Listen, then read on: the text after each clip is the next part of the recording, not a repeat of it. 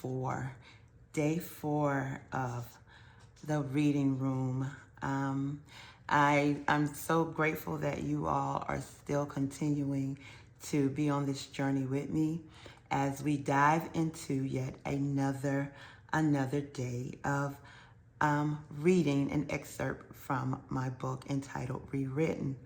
Okay, today's question is, what part of your story did you once hide that God is now calling you to share? And the answer for me is all of it.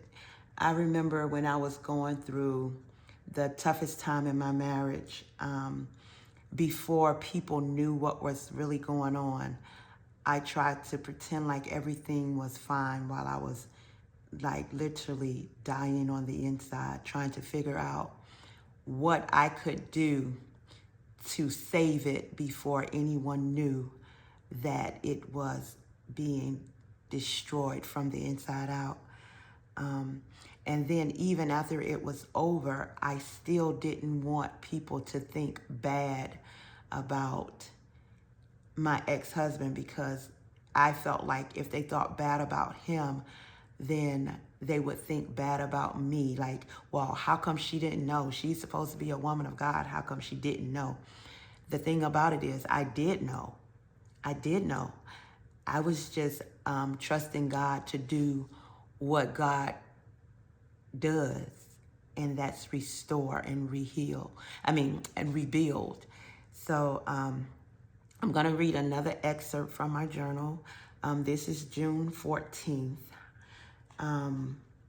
of 2020, when it's about a month after, not quite 30 days after he left. He left, I think it was like May 17th. I found out that he was staying with another woman May 24th. So this is June 14th. Almost a month that he left, but not quite. So here it is. Today you reminded me that I chose you over everything. I just didn't know my flesh would fight so hard to stay in the game. But I love and I trust you, God. I remember it like it was yesterday, almost 14 days to the day you revealed the truth about my marriage. I was in a very high praise and I kept telling you how much I loved you. This is me speaking to God. I was vowing to give you all of me and everything that belonged to me. And as quick as the words left my lips, you said, even your husband? I felt as though the world stopped. The music stopped playing. I stopped dancing mid-step with my flags in hand. I looked around for the direction of the audible voice I just heard.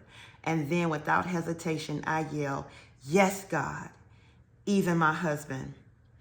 I remember you saying, this was just a testing of my faith. And at this point, I still haven't been able to cry.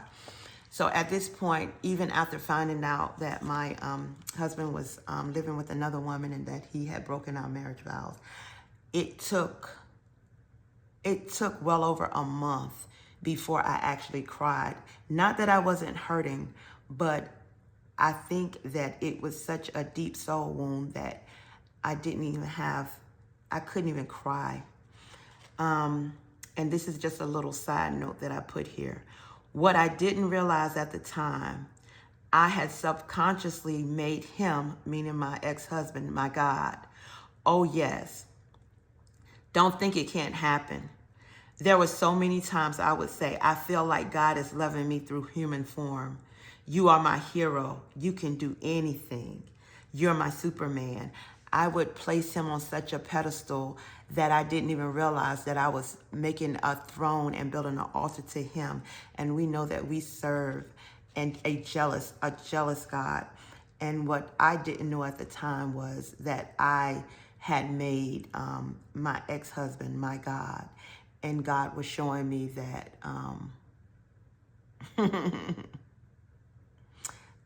yeah, that wasn't it. He wasn't it. And I just thank God for his truth and his light. So here's the question. What did your greatest heartbreak teach you that your greatest success never could? My greatest heartbreak taught me that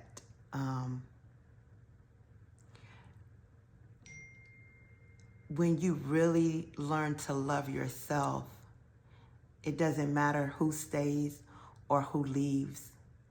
Because at the end of the day, what you think about yourself and how you feel about yourself is all that matters. And people are going to treat you according to how you treat yourself and according to how you allow them to treat you. You teach people how to treat you. You teach people how to treat you. So you make sure that you allow them to learn the lesson well. Until tomorrow, Gigi gone.